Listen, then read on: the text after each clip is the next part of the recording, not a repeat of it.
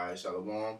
We'll give all praises to Yahweh, Ba'ashem, Yahushua, Ba'ashem, Kal Kodash, Davanta Apostle/Elders, which are GMS, blessed salutations to you brothers out there teaching and doing truth, sincerity. This lesson is going to be called what do you bring to the table? You know what I'm saying? What do you bring to the table? Because this we're going over little studies, and it prompted us to go into the book of Second Thessalonians. Was it the last chapter? Which is the third chapter, and it basically goes over what do you bring to the table. You know what I'm saying? And we end up going into certain definitions and things like that. So we're going to get straight into it, and we're just going to start at verse 6. Start at verse 6. This is Second Thessalonians 3:6. It says, "Now we command you, brethren, in the name of our Lord, Yahushua HaMashiach, that ye withdraw yourselves from every brother that walketh disorderly." Yeah, so let's look up that word disorderly. The word disorderly is Strong's G 814. Says disorderly, out of ranks, often so of soldiers. Yeah, out of ranks, man. Out of order. So if be here at this time, do this, go home, study this, do that, and or you're telling a brother of a higher rank what to do. You know what I'm saying? That's out of order. If you can't, you're supposed to when you're in the army, you're supposed to be within the order. Okay, go ahead. It says irregular, inordinate, immoderate pleasures, deviating from the prescribed order or rule. Yeah, deviated from the prescribed. Let's look up that word prescribed in etymology.com. If I can say something too? Yeah. Because based on the class, speaking on this, it said immoderate pleasures. So things that please you in these modern times. You know what I'm saying? Whether it's not YouTube, well, certain things on YouTube, social media, serving yourself, man. Yeah, basically serving is not moderated. It's out of order. It's not regulated. You just give to yourself when you want to give to yourself, and then when the truth comes, you just land where you land at. That's right. All right. In the etymology, they have the word prescribed. Says to write down as a direction. Mid 15th century from Latin. Yeah, first down you write things down. You get lessons, you hear all these lessons, you gotta write them down, man. When somebody says a wise sentence or give you a good advice, you note that. You know what I'm saying? Some people say they put it in a mental Rolodex. It says from Latin prescribere, which is to write before, prefix in writing, ordain, determine in advance. To determine in advance. So let's get back to that. That was the end of the definition. Yeah. Okay, it says verse 6, the second half of it, it says, every brother that walketh disorderly and not after the tradition which he received of us.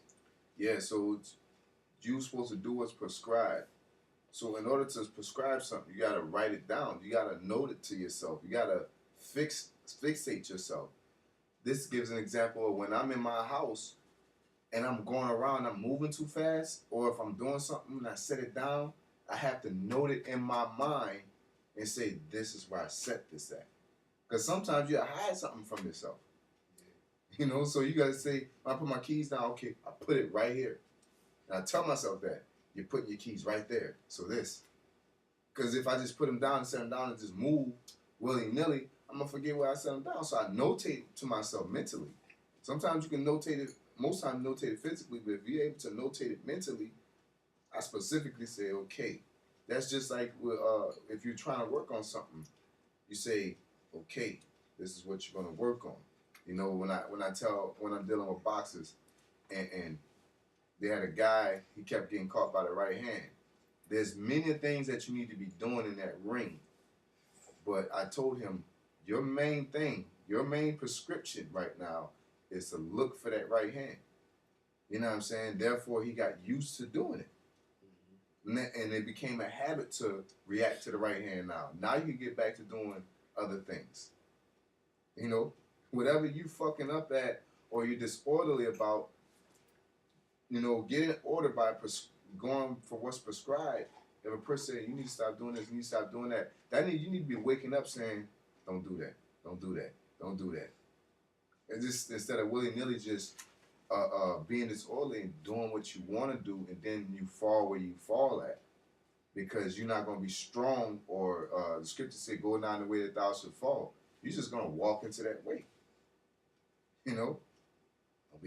Don't be fucking with these bitches. Don't be fucking with these bitches, and you just don't really care. You don't even tell yourself that, and you just going, oh, let me hit this spot up, and then he's just like, damn, I end up with this bitch again, because you're not even paying attention to where you need to go. You know? Go ahead. It says, for yourselves know how ye ought to follow us, for we behave not ourselves disorderly among you, neither did we eat any man's bread for naught. Yeah, if you've been around the apostles don't behave themselves disorderly among us, and the brothers younger than us, we ourselves don't behave ourselves disorderly among them. You know what I'm saying? When it comes down to studying, being productive in the truth, you know, you can see what you sow. You know what I'm saying? You see a brother saying, "Hey man, I want to do that." That's breaking the laws. You know what I'm saying? Or nah, man, I'm gonna have faith on that. You know, that's an example. That's right there. You should notate that, like, you know, this brother, you know, he's you know, I should have faith too. Not saying, oh, that's tight. You know, and then just take that as a willy-nilly situation that came to pass. You know? Go ahead. It says, for we, it says, neither did we eat any man's bread for naught, but wrought with labor and travail night and day, that we might not be chargeable to any of you. Yeah. So, I'm me personally in life. I'm an avid believer in paying what I owe. You know what I'm saying? As far as if somebody say, "No, that's on me," I got to think I'm gonna give it back. You know what I'm saying? I'm gonna do something to give it back. If I come over and you cooking, I'm gonna bring a plate. You know what I'm saying? I'm gonna bring a dish to your cookout just to show respect and show, look, man, you can't sit here and say that you did something for me. You know what I'm saying? I'm working. I work for my keep. Okay. I brung something to the table. You know. Go ahead, brother. Not because we have not power, but to make ourselves an example unto you to follow us. For even when we were with you, this we commanded you, that if any would not work, neither should he eat. Yeah, so if you're not toiling or you're not doing anything, now that work, right now what we're speaking in the aspect of is doing the work, being amongst the camp. If you're within a camp, you know, me and the brothers were saying, what do you, if you look at yourself as a body part, what do you do as a body part to keep the machine running? You know what I'm saying? Efficiently. You know? Are you the guy in the background that's always finding something to do? Like, you at work, you got this guy that's always finding something to do, everything to do but work. You know, sweeping. You know, he's doing all the easy stuff. He's just trying to avoid work all day. But then when it comes time to break time, he the first one shooting toward the time clock type of thing. You know, or when it comes time to the potluck, he's first in line. You know? So you can't have that type of spirit. You got to be toiling and working hard with all the rest of your brothers, man.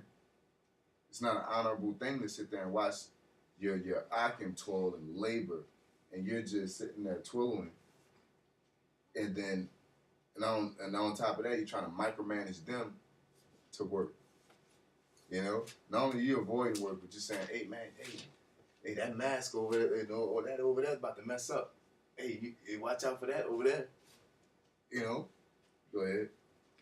It says, for we hear that there are some which walk among you disorderly, walking not at all, but are busybodies. Yeah, so let's get that word busybody.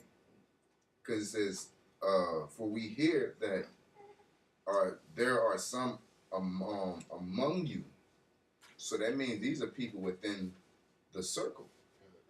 that walk disorderly, they're out of order. All right. Busybodies is Strong's G 4020, which is to bustle about uselessly, to busy oneself about trifling, needless, useless matters. Yeah.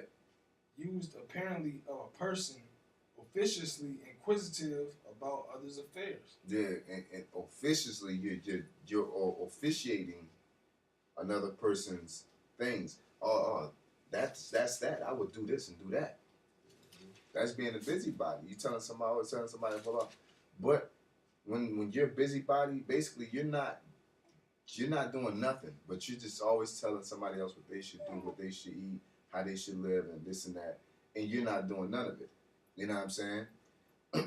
It's just like I said. Me and the brothers talk about a good example is when you're boxing and you have a person. We as fighters we always say they always got that one family member that becomes your coach while you're fighting. Just like we were watching film and this guy I was coaching. I coached in a boxing match, and this guy in the corner, he's southpaw. Use that jab. Use that jab. And it was like, at first we thought he was talking about the other fighter, but he was talking about our fighter. We're like, we don't even know this nigga. You know what I'm saying? Watching the film, like, we don't even know this guy telling him what to do. And he's telling him what to do the whole time. Yeah, that's right. Work it, work it. You know what I'm saying? And he's like, it's like, who is this guy? Like, it's no respect, it's no honor. You know what I'm saying? And then when you get in a fight, you windmilling. So to be a busybody is to be telling everybody what to do and how to do with their business when you can't take care of your own. So you must, basically when you're in a camp, to sit there and tell a brother what they should do and how they should live, you know what I'm saying? And you're not able to bring anything to the table within the camp, is not honorable, okay? Yeah, because that officiously is unwanted advice or service or help, Yeah. Like, we don't need that, man. We good. Yeah, It says or like the other examples when you're we was talking about when you're moving stuff and your mom, you got this big old sofa trying to squeeze it into the door, and your mom said twist it this way and twist it that way. That's being a busybody. You know what I'm saying? Because your mom ain't gonna pick up that big sofa. Yeah. Let you handle it. We got this. You know what I'm saying? Let us handle it because we're the ones that's feeling that weight. Let us figure it out. We can feel what is not fitting and what's fitting. Now, if you know how to move and you've been moving, you've been working with us and carrying everything in, the heavy things and all that, then yeah, let us know. Oh, look, twist it this way and then make it easier for you. Even if you're right. That's another thing. Even if you're right, it doesn't make it justified to have an opinion when you're not doing nothing. No matter how right you are.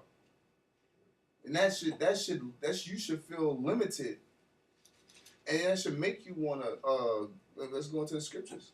Matter of fact, it's like it. Let's read on. It says, now them that are such, we command and exhort by our Lord Yahweh Shai Mashiach. So them that are disorderly, them that are busybody in other men's matters, we command, go ahead. We command and exhort by our Lord Yahweh Shai Mashiach that with quietness they work and eat their own bread. Yep, so let's look up that word quietness. It says that with quietness you work and eat your own bread. Go ahead. And for quietness, the Strong's G 2271. It says quietness, description of the life of one who stays at home doing his own work and does not officiously meddle with the affairs of others. Silence. Yeah, so you basically working on yourself to make yourself an able body for the body. You know what I'm saying? Instead of micromanaging and not being able to do anything for the body, you go home and make yourself a part. For example, you don't do nothing at camp, but you saying, man, you should do it like this. But if you go home, even if it's making signs, even if it's holding signs, you sitting there planking just to get your arm muscles up. Like something. You know what I'm saying? Do something. Like, don't do nothing and come and have an opinion. I can't just, if I wasn't doing the work, I couldn't just pop up where the apostles are and say, you should do this and you should do that. First, that's out of order. Yeah. Another thing that's busy, being a busybody, no matter how, uh, no matter how on point I am about the subject, you know, when you're toiling and working with a brother, you have all right to let a brother know or share your opinion, man. And guess what? Brothers respect your opinion. It becomes you have an honorable opinion. Let's get that it says in Ecclesiastes a wise sentence will be spoken out of season. Things like 33 or something like that. I could be wrong. I'm always wrong.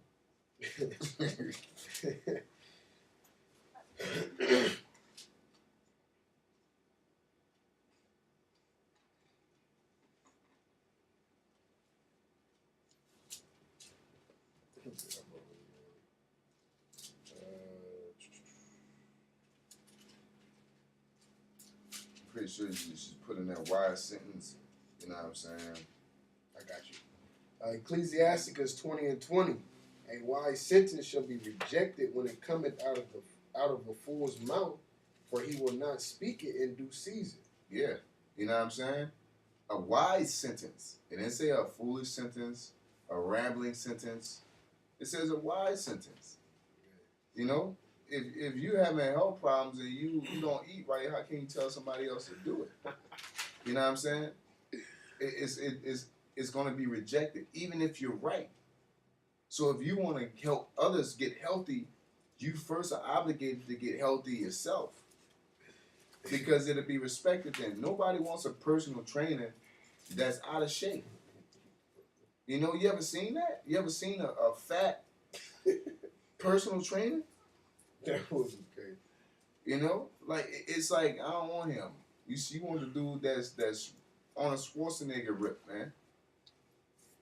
And Terminator. You want that dude to just cut Rambo, Sylvester Stallone rip. You know, not no Terry Crews. Yeah, Terry Crews. Man. You know, you don't want no Dave Chappelle, old school Dave Chappelle before he got buff, skinny, man. Talking about give me one more. Like, you can't do one more. Shut up. I'm done. Yeah. You know? I'm done. Yeah. Even if one more helps you. Mm-hmm. It's like, you can't do one more. Go ahead, brother. I had a precept. Yeah. This is Wisdom of Solomon, chapter 8, verse 9. The point is in 10. It says, therefore, and this is talking about wisdom. It says, therefore, I propose to take her to me, to live with me, knowing that she would be a counselor of good things and a comfort in cares and grief. For her sake, I shall have estimation among the multitude and honor with the elders, though I be young. And that word estimation is an action of appraising. Yep. So you have to seek wisdom, and you have to know what to do before you get to saying things to people. Because men that are of the know, we gonna look like, yeah, what is this nigga talking about? Estimation and appraising is basically to check the value of something. Manner of judgment, opinion. Yeah. So once you get wisdom, your value is appraised. You're able to go up in value. You know, it's not about knowing everything. Wisdom is the experience of the knowledge that you apply. You know, because I can know karate, but if I don't apply it, ain't no wisdom. I don't know what punch to throw when and where. You know, wisdom is basically applying your knowledge. If you don't apply the knowledge, you can't appraise it. You know? It says, for her sake, I shall have estimation among the multitude and honor with elders, the elders, though I be young. I shall be found of a quick conceit and judgment, and shall be admired in the sight of great men. When I hold my tongue, they shall bide my leisure, and when I shall speak, they shall give good ear unto me. If I talk much, they shall lay their hands upon their mouth. Yeah. So it's not about being a know-it-all. It's not a knowledgeable. It's about you representing yourself. Because when you say anything out your mouth, you have to represent yourself. Even on my gig, man, you know, just the way I look, people think that I'm like a young brother. You know what I'm saying? They think I'm like at least like 7 years younger than what I am. You know, not gonna say my age is none of your business, but they always think I'm younger than what I am. But when I tell them my age, it's like I knew something was about you. Man, I knew something was too weird because you don't act how you look. You know what I'm saying? And they say you speak like an older person. You know what I'm saying? You carry yourself like an older person. So when I speak on things of around my knowledge, around my ableness, they respect it, man. You know, I don't gotta force it and say, man, I'm smart, or I'm this, or I'm that. You know what I'm saying? Like I carry myself and I present myself and I project the knowledge that comes out of me based off my strength. You know what I'm saying? What the scripture say in Ecclesiastes? Let's get that. Ecclesiasticus.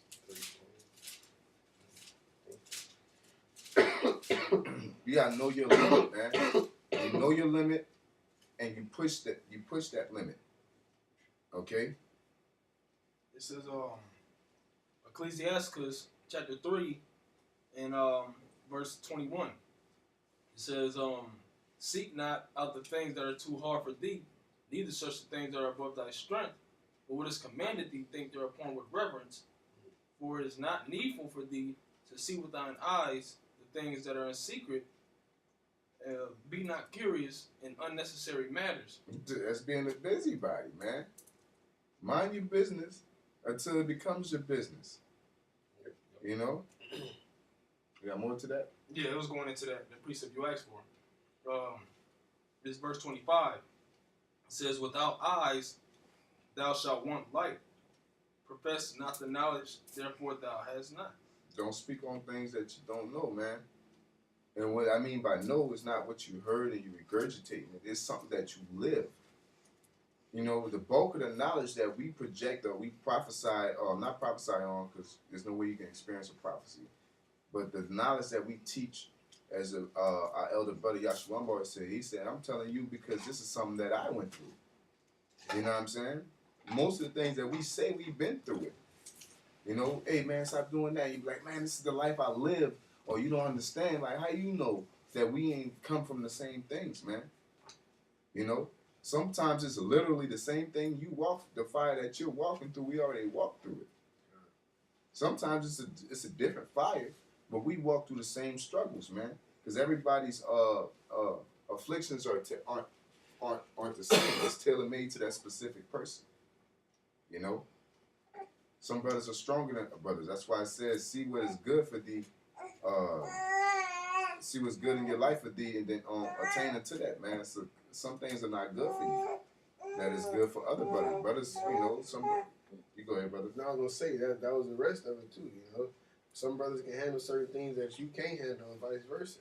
Yeah, it's not like, oh, well, he can do it, but I cannot, because when you do it, you fuck up. Yeah. You know. Why can't I be quarterback? Yeah, like you know that you're a fuck up when you do it. So what's your goal? Is your goal to look good or try to do everything to show off, or your goal is to win this game? You know. Why can't be on the coverage passes? Because you bite on play actions all the time. You're a run stopper. You know what I'm saying? Like, that's why we're pulling you out the game. Yeah. 3rd and 20, we don't need you right now. Yeah. You'll bite on a play action on 3rd and 20. You know, like, we don't need you in the game right now. We're trying to win, right? I'll be like, take me out the game, dog. Like, this is not my... Hey, what I said yesterday, hey, I'll be coach. Yeah. You know what I said? Yeah. Let me fall back because we fucking up. I'm trying to win. You know? Go ahead, brother. All right, is what that was it. Okay, kind of. 2 Thessalonians 2 and 13. It says, but ye, did you want to get that other one too? About the studying? Yeah. You got the definition for that one? Yeah. This is 1 Thessalonians 4 and 11. It says, and that ye study to be quiet and to do your own business. Did we look up that word study? We about to right now. Okay, go ahead. And that ye study to be quiet and to do. This one is 1 Thessalonians. Okay. Then he had another one up in there that we read at. It was this precept came out because of the quietness. Okay, yeah. Okay, yeah. 1 Thessalonians 4:11, it says, "And that ye study to be quiet and to do your own business and to work with your own hands as we commanded you, that ye may walk honestly toward them that are without, and that ye may have lack of nothing."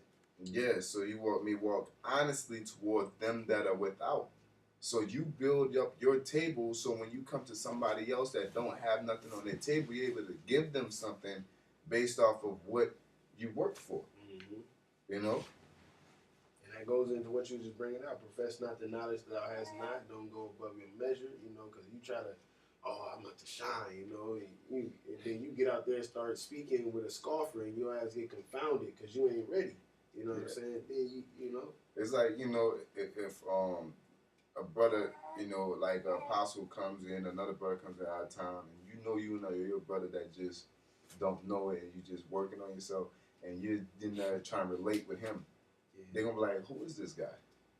Yep. You know what I'm saying? Now it's like you didn't put yourself into something that now you got an obligation because you projected yourself as somebody that's on their level. It's like, why you carrying yourself like this? Why, if you got all this knowledge, why you carrying yourself like that? Then that brother mark you, and he curse you. It's on you now. Yeah, that's coming up next. if you just sit there and mind your business and stay where you are, then you won't get hit like that. You know. Open up a door you can't close. Yeah. Don't got the key to. You walked in the room. You pried it open. You walked in the while it was open. Oh. You know what I'm saying? And then the door closed behind you, so you think it's cool to be in that room. That brother got the key to get out. He leave. And you just stuck in that room now. It's like, why he can't get out that room? Like, he ain't supposed to be in there. You know? What he doing in there anyway? Intruder. Yeah. Go ahead. Brother. I got the word study. The Strong's G 5389. It says to be found of honor, to be actuated by love of honor, from a love of honor to strive to bring something to pass. Yeah, to strive to bring something to pass, to have honor, basically to implement your will, man. You know what I'm saying? But it's an honorable thing. Just like I said, if you're telling somebody, you micromanaging somebody and you don't do nothing at all on your own, it's not honorable. Yeah. That should be a self-prideful thing. Like the apostle said a long time ago, and it resonated with me. He says it's okay to have pride, but not too much. You got to have a good balance of it. And to have honor about yourself, just sit there and say, I don't do nothing that this brother's doing. How can I tell him what to do? Even if you're right. If you see somebody fighting, be like, no, I watched on the video, it said, keep your hands up. His hands are down. But I don't know how to box with the shit. Let me shut the fuck up, because that's not my place. Yeah. That's an honorable thing. But if you just got no honor, you just want to shoot. Keep your hands up. Yeah, because you keep your hands up. No. Then you go in there, you throwing windmills. It's like, who is this nigga? That's that. Get this guy out the ring. He gonna hurt himself. Go ahead, brother. That was a tough one. All right. Well, you had that ambitious too. Oh, yeah. Because another definition in there was ambitious, because you want to be ambitious to get to that level, but you don't want to just jump to that level. Just make sure you working up to that. You know what I'm saying? Yeah, I'm going to finish this line. It says, to be ambitious, to strive earnestly, make it one's aim. Yeah, to make it one's aim. So that's what you want to aim for. Strive for perfection. You know what I'm saying? Strive for the mastery. That's what you want to do. You want to get to that level, but you don't just put yourself out there like you own that level when somebody that's on that level come around. Yeah. What they said at that one picture I see on Facebook, everybody wants to be a lion until it's time to do what lions do. Yeah. You know what I'm saying? Like, when it's everybody want to be that dude in time until it's time to do it. You can tell a person all this knowledge, but when it's come time for you to live that life, it's hard. You know what I'm saying? It's easy to look like you. You know what I'm saying? It's easy to manage somebody, but when it comes time to be a manager, it's when it comes time to correct their time on their clock sheet, to help them fix a problem. You know what I'm saying? To really get in that dig to sauce, you're not you're not able. It's just like, oh, I don't know what to do. And like, who is this guy? You know what I'm saying? So you must bring. You're obligated as a brother to be able to bring something to the table before you give an opinion or be a busybody. That's basically being somebody else's matters. You know. And when you get old in the spirit, you try to avoid that, man. You know, like you try to avoid always. You know what I'm saying? Like you don't want all that attention. You're just trying to live in peace and get the hell up out of here, man. But at the same time, as brothers that are supposed to be so-called busybodies, you know what I'm saying?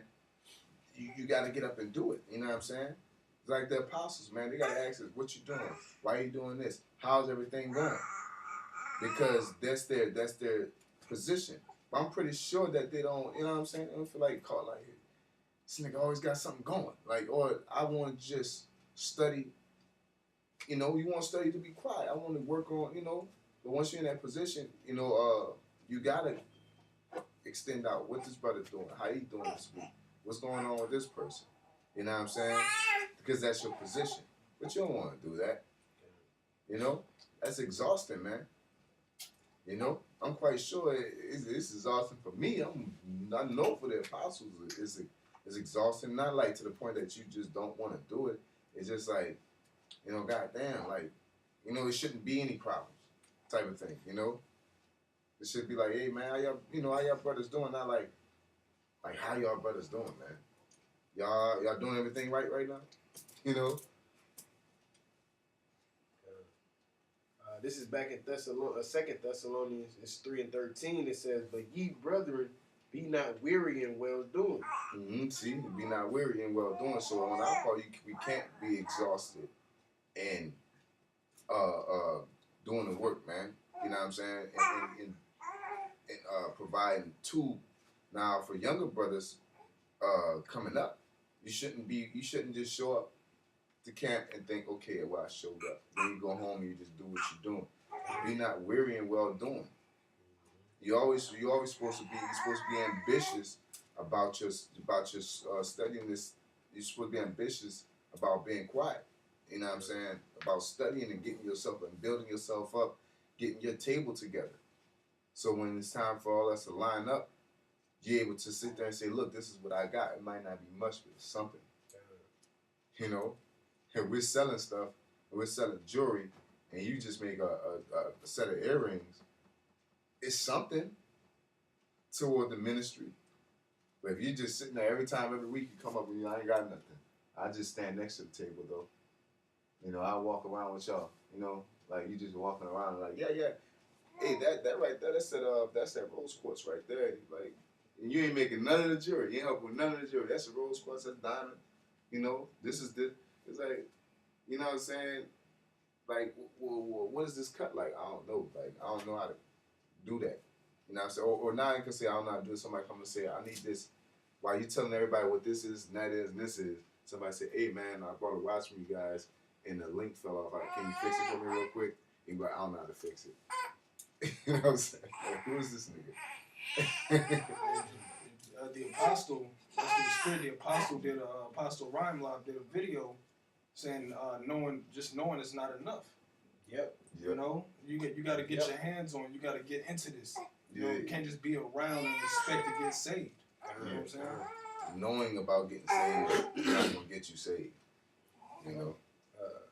Verse 14, it says, if any man obey not our word, by this epistle note that man and have no company with him, that he may be ashamed, yet count him not as an enemy, but yeah. So basically, if a person walking disorderly, they're not bringing nothing to the table. They always got things to speak on, and being a busybody, you know them, like, man, you know what I'm saying, and make no company with them. It's like you gotta, holler at me when you get your shit together. You know what I'm saying? It's like he's not an enemy, but like get your shit together, man. And you should be ashamed. You should, and you can't. Don't get mad and say, "Oh, they think they better than me or this one." You know, don't be niggerish. Admit where you are. Like, damn, man. If I was on my game, then I'll be able to do things right, man. I wouldn't be in this position. You know? We got one precept left. Yep, it's all good. So let's read it. Let's go. It says, you know? it says, 2 Thessalonians 3:15, it says, yet count him not as an enemy, but admonish him as a brother. Yep, correct him as a brother. So these people are not enemies, but we're supposed to our rebuke and correction has mainly to do with making you feel ashamed. You should feel ashamed. You should feel like, oh man, like I'm not able to help these people, man. You know, I'm in the gym. You always tell me what to do, and then somebody start jumping me, and you can't fight with me. You should be ashamed, like man. You know, I'm walking around, hanging around this guy all the time. You know, I feel like that when I be in the gym and somebody get beat. It's like, man, I could have been a sparring partner. You know, but I don't tell people what they need to do. I see somebody wrestling. I don't sit there and watch them and say, look, hey man, you need to use a little bit more strength. You need to grab that. You know what I'm saying? And I could be right, but that ain't my place. I ain't toiling with you. Now, when we in the boxing element, I can tell you, put your hands up, do this and do that. Because I'm toiling with you. You know, go, move, push. Because I was pushing with you at a point, man. And guess what? People listen to that, man. When that person's, you know, I fought. You know, I fought. And the main people you hear is the people that was with you in training. When I'm in that ring, that's a main, you don't see nobody. You hear voices. You hear distinctive voices. You know what I'm saying? Those voices are the people that train with you and your coach. But guess what? You hear the people that train with you more than your coach. You know, go get them. You hear that because that's the person that toiled with you, man. You know? You don't hear that person that's saying, you did uppercut. You don't even know that nigga voice. You gonna think you talking to your opponent. You know what I'm saying? Like, who is this nigga? You think in your mind, who the fuck is this nigga yelling out? He's not an enemy. You know what I'm saying? You know, so I hope you brothers was edified through that. You know, with that being said, we're going to give all praise to Yahweh, Ba'ashem, Yahushua, Ba'ashem, Rakar, Kwadash, double answer apostles, the elders, for Judge GMS, and blessing salutations to you brothers out there teaching truth and sincerity. Shalom. Shalom.